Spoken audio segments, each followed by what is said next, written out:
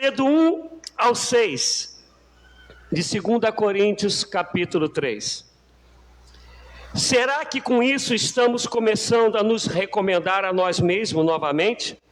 Será que precisamos, como alguns, de cartas de recomendação para vocês ou da parte de vocês?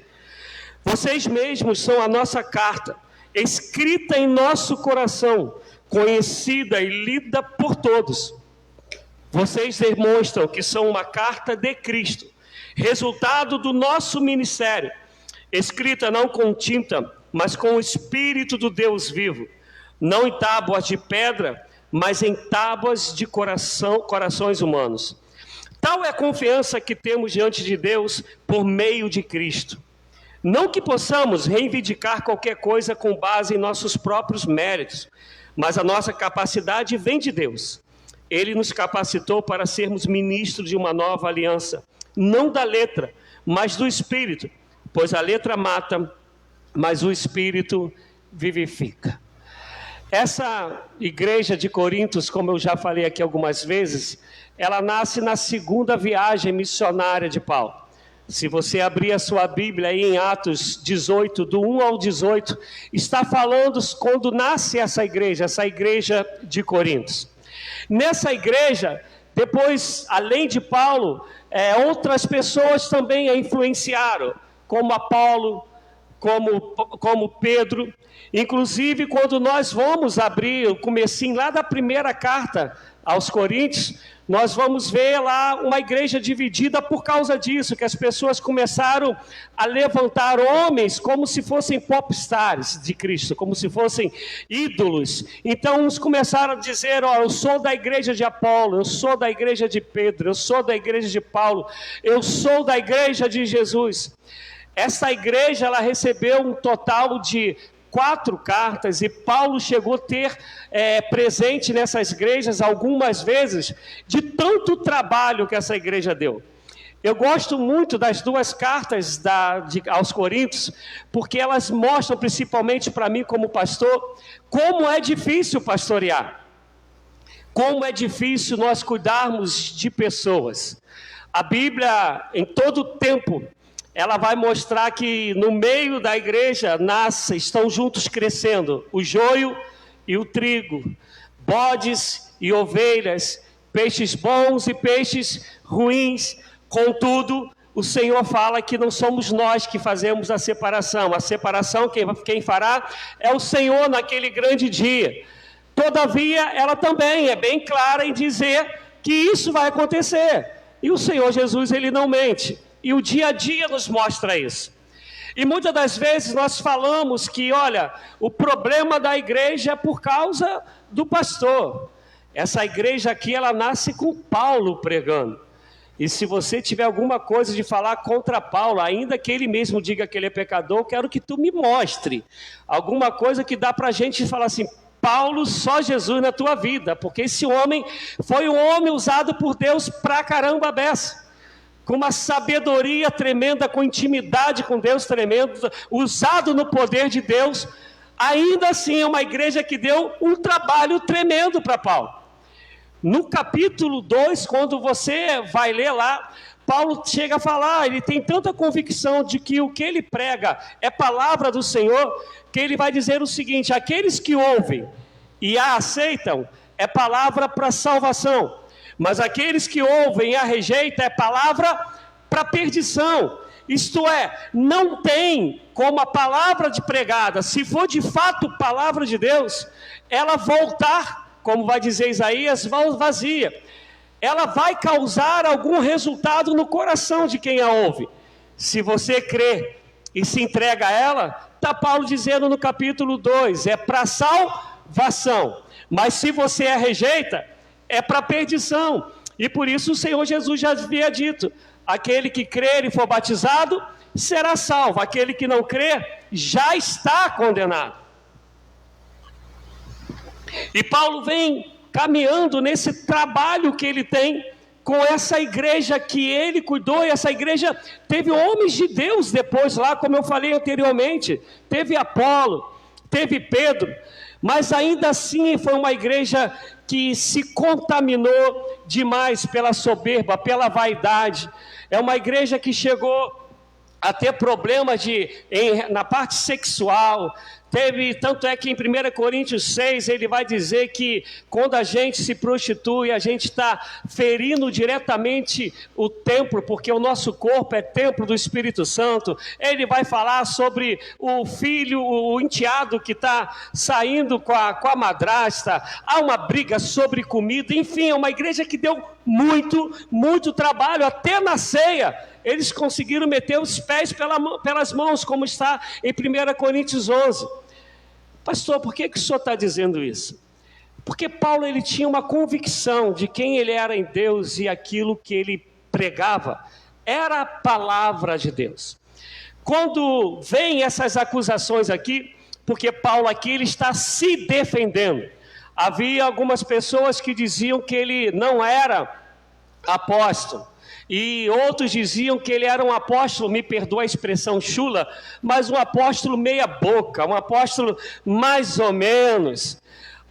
E existem duas defesas, porque a Bíblia não deixa clara quem eram esses acusadores, mas alguns creem que eram fariseus que se converteram, e ao se converter eles não deixaram os costumes judaizantes. Então eles queriam que se cumprisse a palavra de Deus do Novo Testamento que Paulo pregava, que é a boa nova, mas que ainda guardassem os costumes, os preceitos, as leis do Antigo Testamento. E esses homens eles iam de cidade em cidade perseguindo Paulo. Outros defendem, e eu fico com a segunda parte, que eram os chamados judaizantes. Judaizantes eram esses que Paulo foi um dia, que não aceitava a pregação de que Jesus Cristo é o caminho, a verdade e a vida, de que ele era o verbo encarnado, de que ele morreu e ressuscitou ao terceiro dia, de que ele era o Messias. Então eles achavam que era uma nova doutrina que estava confundindo a cabeça de todo mundo. E se vocês lembrarem, Paulo era um desses. O que Paulo fazia? Perseguia a igreja do Senhor, e a Bíblia diz em Atos que ele tinha poder. Esse era o medo de Ananias no capítulo 9 de Atos, né? Olha, Deus manda Ananias ir lá orar por Paulo. E Paulo fala, mas Senhor, acho que o Senhor errou o endereço, o Senhor errou a pessoa. Porque esse homem ele tem poder para prender, ele tem poder para matar. Inclusive em Atos 7, ele concedeu no apedrejamento de Estevão. Paulo era um desses judaizantes que perseguia a igreja do Senhor. Agora Paulo estava sentindo na pele dele aquilo que antes ele fazia. E Paulo, diante de todas essas acusações, ele vai se levantar e vai dizer, olha só, vocês judaizantes, vocês fariseus, vocês precisam de carta de recomendação. O que é aqui essa carta de recomendação? Era como se fosse uma procuração.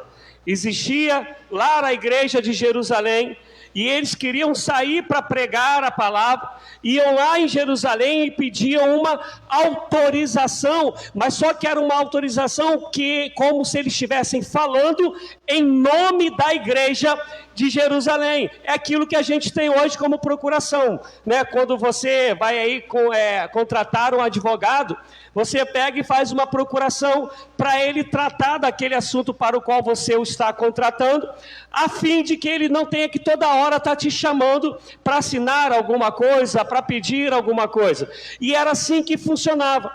Só que Paulo, eles olham para Paulo e falam, Paulo, você se formou onde, Paulo?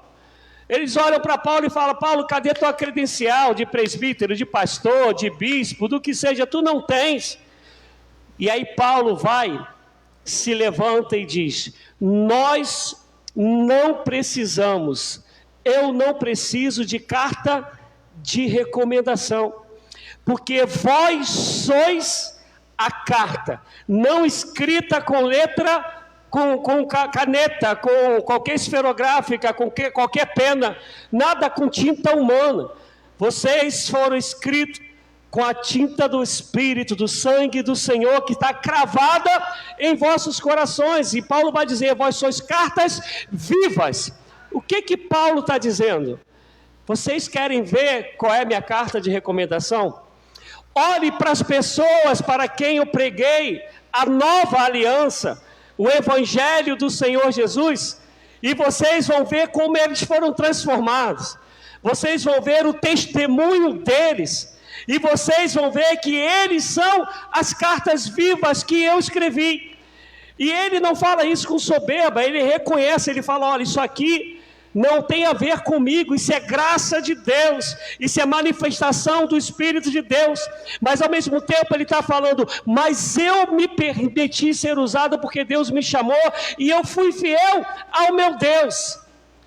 Sabe, Joaquim, aqui na oportunidade, ele falou, olha, que a gente, os irmãos também, Ismael falou, que sejamos praticantes daquilo que porventura, pelo Espírito de Deus, eu, enquanto um chamado, que eu mesmo não entendo como Deus chama alguém como eu para ser pastor, onde Ele vai confiar vidas a mim, isso é muito sério. O que eu falo aqui, eu posso te traumatizar ou eu posso te resgatar, eu posso te fazer ficar bitolado, ou eu posso abrir o teu entendimento, eu posso abrir as portas dos céus, ou eu posso fechar. O quê? Porque quando você olha para mim, na maioria das vezes você fala, é um pastor, é um homem de Deus que está falando, e isso é algo extremamente sério, por isso que eu não brinco com a palavra de Deus, e não consigo brincar de ser cristão, porque um dia eu vou comparecer diante do tribunal de Deus, e a palavra em Hebreus 13 vai dizer que eu tenho que prestar conta de cada ovelha, de cada pessoa que o Senhor confiou a mim. Isso é sério demais. É sério pela minha vida e é sério pela vida de vocês, e por isso que eu quero poder chegar diante do Senhor naquele dia e ouvir, venha bendito de meu Pai, recebei por herança tudo que eu tenho preparado para ti. Sabe, eu quero poder chegar com as minhas mãos e dizer, Senhor, aqui estão os calos da boa obra que o Senhor me confiou, e eu tentei labutar da maneira mais fiel do que eu poderia. Então, quando Paulo está dizendo isso, não é por arrogância, não é por prepotência, é uma consciência de quem buscou servir a Deus com toda a fidelidade. É uma consciência de que a vida dele foi de fato, como ele disse, não vivo mais eu, mas Cristo vive em mim, e a vida que eu vivo agora, eu a vivo para a glória de Deus Pai. E aí ele está falando, vocês querem me julgar, vocês querem me condenar? Olhem em volta de vocês e vejam as transformações de que a pregação do Evangelho causou. E se vocês lembram que eu falei, havia um povo aqui que ainda queria guardar os costumes do judaísmo. E o que Paulo pregava era o que? Era a nova aliança, onde o escritor dos Hebreus vai falar que tudo aquilo, Colossenses também vai dizer, Paulo vai dizer, que tudo aquilo do passado era sombra daquilo que havia de vir, e ela veio, que é Jesus Cristo. Por isso que hoje, inclusive, nós vamos celebrar a nova aliança, feita pelo sangue e o corpo do Cordeiro de Deus, que tira o pecado do mundo, louvado seja Deus. Então a gente vai hoje celebrar esta nova aliança, que não é a antiga aliança, porque quando existe uma nova, a velha ela caduca, e Paulo está pregando isso e eles não estão aceitando, e é por isso que no versículo 6, que é esse que dá muita confusão para muita gente, onde está escrito ali, a letra mata, mas o Espírito vivifica. E aí a gente vai encontrar algumas pessoas que vão dizer, né, esse muito estudar, você vai perdendo a fé, você vai perdendo a espiritualidade. Eu lembro, para aqueles que estão aqui me ouvindo pela primeira vez, como lá o casal abençoado, a gente, quando eu fui para a faculdade, né, eu era daquele chamado, minha esposa pegou essa época do canela de fogo, né, dos movimentos, só vivia aí, né, no meio das consagrações, vigília, essas coisas todas. E quando eu fui para a faculdade, as pessoas falaram assim, ele vai perder a fé.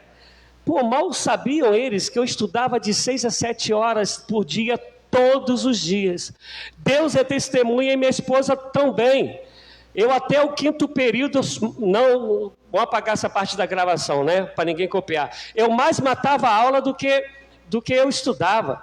porque eu chegava na sala de aula, eu sabia tudo que o pessoal ia dar, e eu já tinha ido trabalhar da minha casa para onde eu trabalhava quase 60 quilômetros, depois mais 40 quilômetros para chegar na faculdade, para ficar mais 70 para chegar em casa. Eu chegava lá, o cara começava a dar aula, olhava para o metrô, me apaixonava assim pelo metrô, e entrava nele e ia para casa.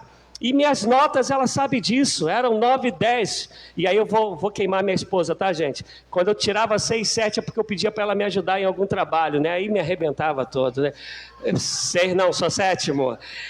Por que eu estou dizendo isso? Porque essa loucura de que estudar tira a espiritualidade.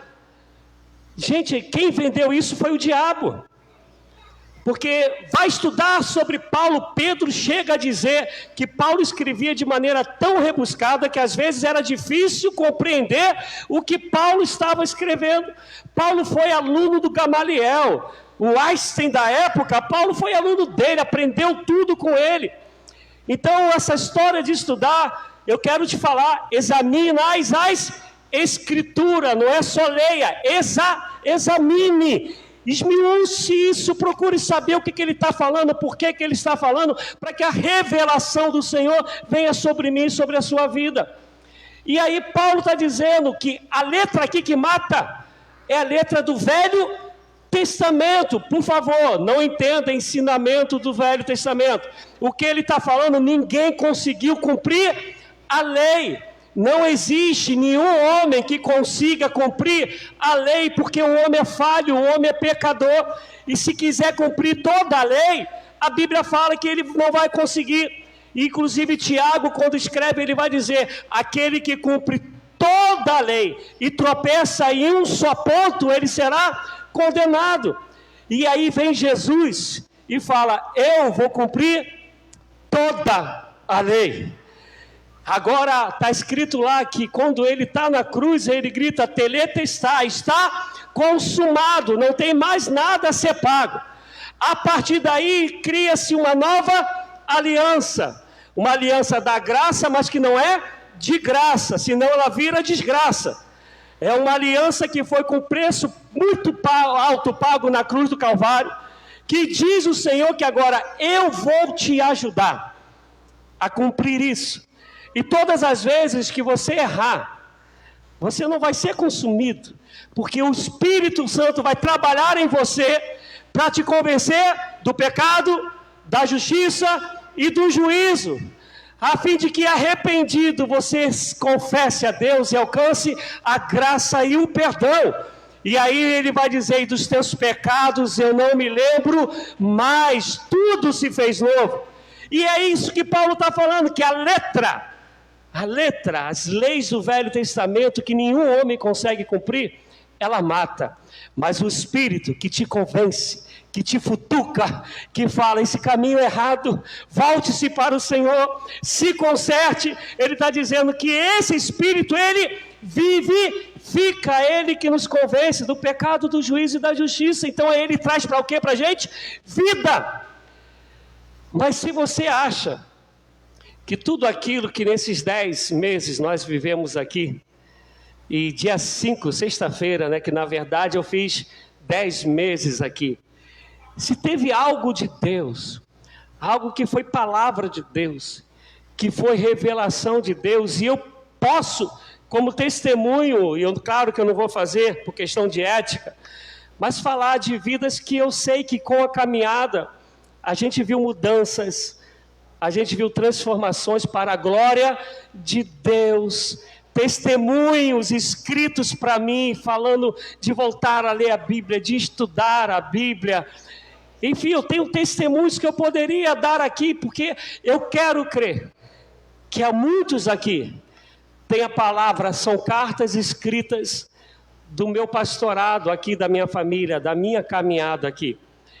E o que eu estou dizendo aqui, como Paulo, não é com soberba, é para poder completar aquilo que Joaquim falou. Se você não gravar isso na tábua do teu coração, se você não fazer com que isso te transforme, qualquer choro de amor, inclusive de alegria aqui, vai ser inútil se amanhã você não praticar nada disso. Por isso que eu tenho muita preocupação com as pregações do emocionalismo, com os cultos dos emocionalismos. Amado, quem gosta de rock, tu vai num show de rock, tu vai se emocionar pra caramba. Quem gosta de uma roupa nova, você vai se emocionar pra caramba. Não se escandaliza, eu já falei aqui, quem gosta do Michael Jackson como eu e fica ouvindo a biografia que fizeram dele, você cresci assistindo, você se emociona. É claro que existe emoção na fé, mas a fé, a emoção não produz fé. Emoção, ela tem que ser alimentada todos os dias, porque você vai se acostumando com os arrepios, com o pula-pula. A fé não. A fé pode não ter arrepio. Tu continua sabendo que o Senhor é Deus. A fé, ela pode fazer com que tudo dê errado. Tu vai fazer como Paulo. Posso todas as coisas naquele que me fortalece. A fé pode fazer com que tire tudo de você. Você vai dizer como Jó, Deus me deu, Deus tirou, louvado seja o nome do Senhor. Mas essa mesma fé vai fazer com que você saia da sarjeta e vire o segundo governador do Egito, dizer glórias a Deus. O Senhor é misericordioso e fiel, vai cantar como Ana, graças a Deus, porque Ele atentou para uma serva como eu e me fez uma mulher, mãe de vários filhos. Vai falar como Ana, que Deus tira o homem do lamaçal e o faz habitar entre príncipes. Porque fé não tem a ver com emoção. Fé tem a ver com a consciência de você saber quem é Deus, de quem é Jesus. E o meu desejo é que daqui a um tempo, se um dia eu voltar aqui, se vocês forem lá, eu possa encontrar em vocês, e vocês também em mim, o crescimento dessa fé. De poder dizer assim, tem coisas aqui escritas em minha vida, que foi escrita pelo Espírito de Deus, mas através da vida do pastor Rogério. Porque eu falo para vocês sem medo de errar. Eu conversei com o Zé Carlos esses dias lá em casa, a gente ficou quase 6 horas sem luz, e aí a gente ficou lá na varanda, e eu falei para ele, falo para vocês, na presença de vocês e de Deus, eu não tenho apego a coisas materiais. É claro que eu não sou louco. Se você quiser me dar uma boa casa, um bom carro, estou dentro, Quiser me convidar para comer um bom salmão à beira da praia com uma água de coco, estou aí. Não sou louco. Mas nada disso me prende. Nada. Mas como eu fiz a live que foi ontem e anteontem, o que eu mais quero é ouvir o que Daniel ouviu. Tu és muito amado do meu Pai. Meu Deus, não tem palavras, não tem nada que substitua isso. Não tem nada, poder adversário estar diante de Deus para querer falar de Jó. E próprio Deus dá testemunho de Jó. Não tem nada mais glorioso do que tu passares na vida de pessoas e ver famílias sendo restauradas, e ver esperanças de vida em Cristo Jesus brotando nos corações. Não tem mais nada mais glorioso do que isso, passar na vida da pessoa e ela ter aprendido a perdoar. Esses dias eu visitei uma família, e eu vou terminar aqui, tá, amor? Vou terminar de verdade, porque são 9h12. Eu visitei uma família, e essa família, ela estava passando... Não, minto. Ela disse que passou num problema de dificuldade familiar, e foi justamente na época que aqui no estudo a gente ficou 5 semanas falando sobre perdão. Essa família estava vivendo isso justamente quando eu falava de perdão. Aí uma das pessoas ainda falou assim, eu ia para a igreja, aí tinha uma pessoa lá falando sobre perdão, que eu tinha que fazer. Então você saber que a palavra entrou e transformou e gerou frutos. Amado, não tem Mastercard, não tem Elo, não tem Visa que pague isso, não tem conta nas Arábias que paga isso. Sabe por quê, amados? Isso fica escrito na tábua do coração. E meu desejo é que, pelo Espírito Santo de Deus, tu jamais permitas que isso se apague. Mas ao contrário, que isso gere fruto em você, para você gerar fruto em outra pessoa. Porque Deus nos chamou para isso. para sermos cartas vivas, que todos possam nos ler. Presta atenção, carta, qual é a função da carta? Ser lida, amém? É uma mensagem de alguém para alguém, embora hoje isso esteja demodé, né? Esteja fora de moda, né? Hoje é o WhatsApp, hoje é e-mail, por aí vai. Mas a função continua sendo a mesma, que outros possam ler. Que outros possam ler Cristo escrito na tábua do coração de vocês. Através da vida de vocês, através da fala de vocês, através da maneira que vocês tratem uns aos outros. Porque isso é o que vale a pena. Isso é reino de Deus. Que o Senhor os abençoe rica e poderosamente, em nome de Jesus. Amém, amados.